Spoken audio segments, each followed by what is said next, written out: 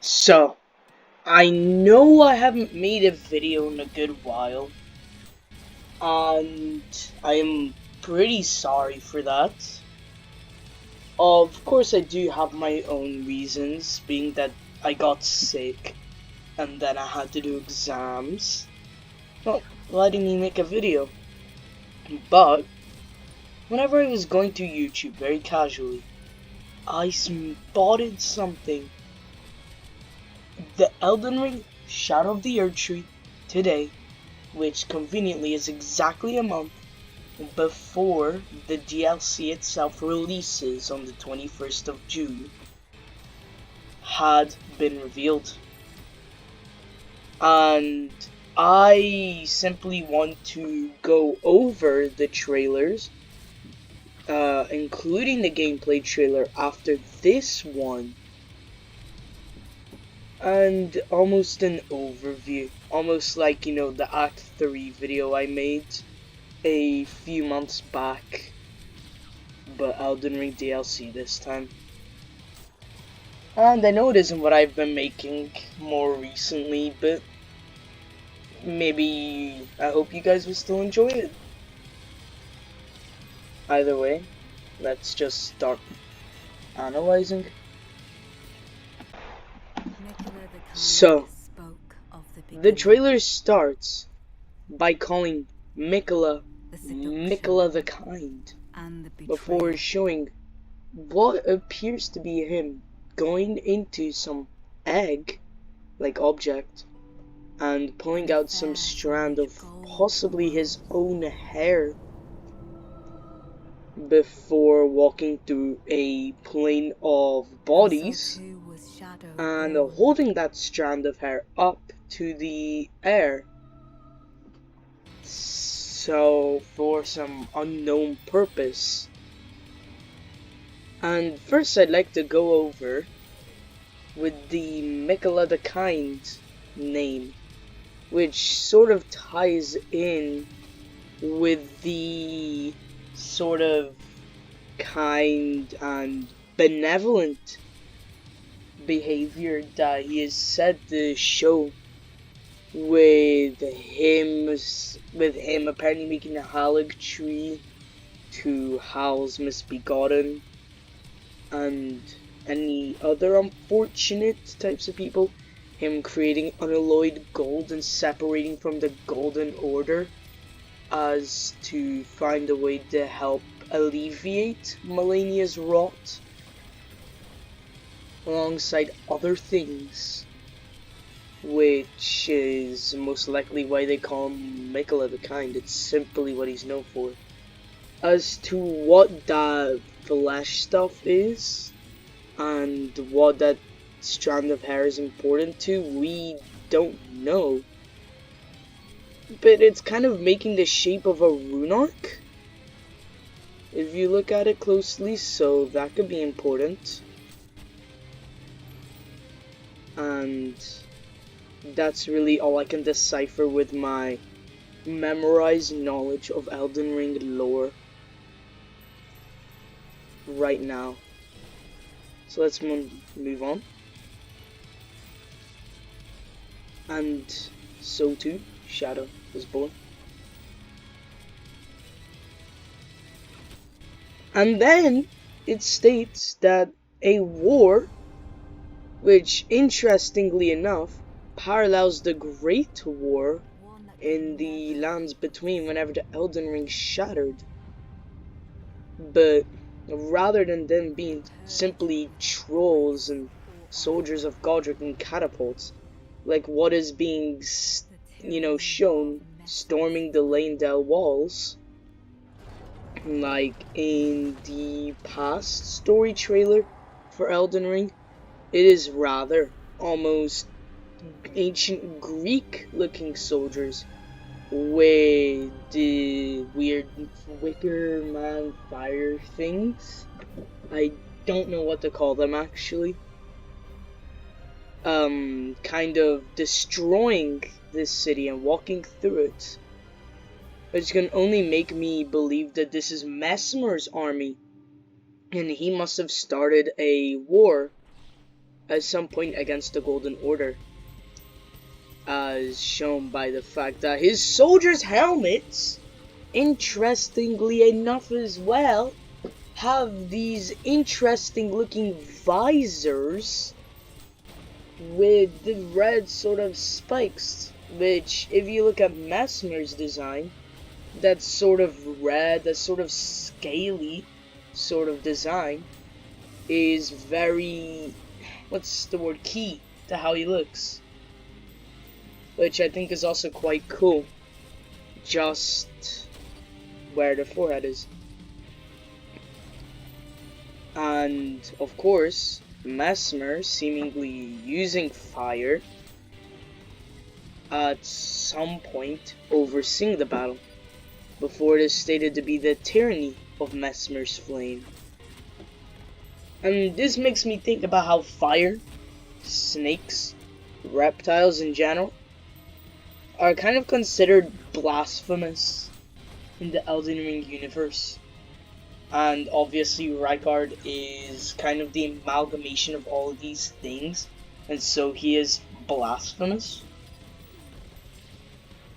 And maybe the reason why it's considered blasphemous could be because of Mesmer and him possibly going to war with the Golden Order, and him carrying those two symbols, alongside the fact that, you know, the flame of the fire giants could burn down the Erdtree, which is most likely the actual reason. I really cannot remember. Before we see some figure laying there with their cape burning up. And I believe this might be a commander, like Commander O'Neill or Commander Niall, given the fact that whatever they're holding looks like the commander's standard weapon that they use.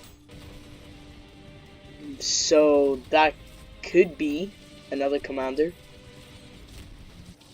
And then that Omen Beast from earlier on in the last gameplay reveal trailer actually appears too, which I think is interesting, meaning that even though it has Omen characteristics and imagery, it must be still fighting for the Golden Order or something like that. Of course, I believe he's fighting the Golden Order or even Mikola.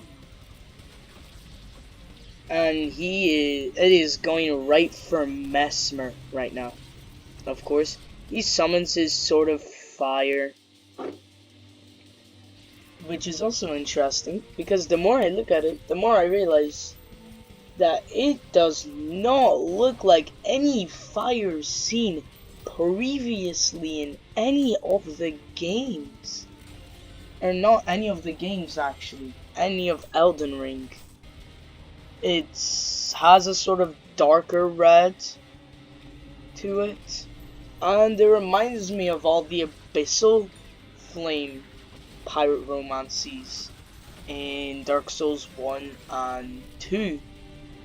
Like Black Flame, if anyone remembers that pyromancy from Dark Souls 1, has that same sort of shading. Same deal with Outcry and... what was it called again? I can't remember. Dance of Fire, also in Dark Souls 2. And I also think that's very interesting. Of course, we see multiple things impaled on, well, spears. Mesmer spears. Multiple of them. Which is most likely where he got the name, Mesmer the Impaler. And it's also probably a result of him using that attack that was showed off in the gameplay trailer, where he seems to be able to summon copies of his spear out the ground to impale you, which I think is interesting. And there also seems to be multiple of those omen things hanging on those spears, or being impaled, meaning that there had to have been multiple before going up to that twisted Erdtree and the destroyed city. of course, then it states, Mikola would abandon everything to go to the realm of shadow. His strength, his power, his golden flesh, actually. And then, whenever it says he even leaves his fate behind, we see him going down into an almost purple sort of pit. The same sort of purple that's actually to do with and related to sleep in this game. And of course, with Mikola being mostly to a point proven to be Saint Trina, this makes a lot of sense, actually. Saint Trina being basically everything to do with sleep.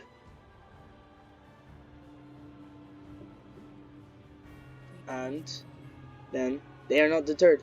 It jumps to the modern day, where it seems that one of these great rune-like things are left behind after the war, or after Mikola, and multiple characters, as we have seen, seem to choose to follow these great runes around, maybe to look for Mikola. And we've seen a few of these characters in the past trailer, like the man in the big stone armor in the corner, who was also the man who was throwing those pots. The other man, well, there's quite a few, or really 2 characters that we've seen. And standing right in front of the guy in the stone armor is another man in very aggressively Assassin's Creed Odyssey-ish armor. And so these must be friendly NPCs. And another thing is that one of these NPCs actually really reminds me of the Black Hands from Dark Souls 3. Before you get asked to walk with them, before the title card appears. And so that is really my overview of the Shadow of Erdtree story trailer. And it's honestly quite interesting, because you can also draw a lot of lines to the main game if you really want to look into it. Of course, I just did a very basic video, kind of to look over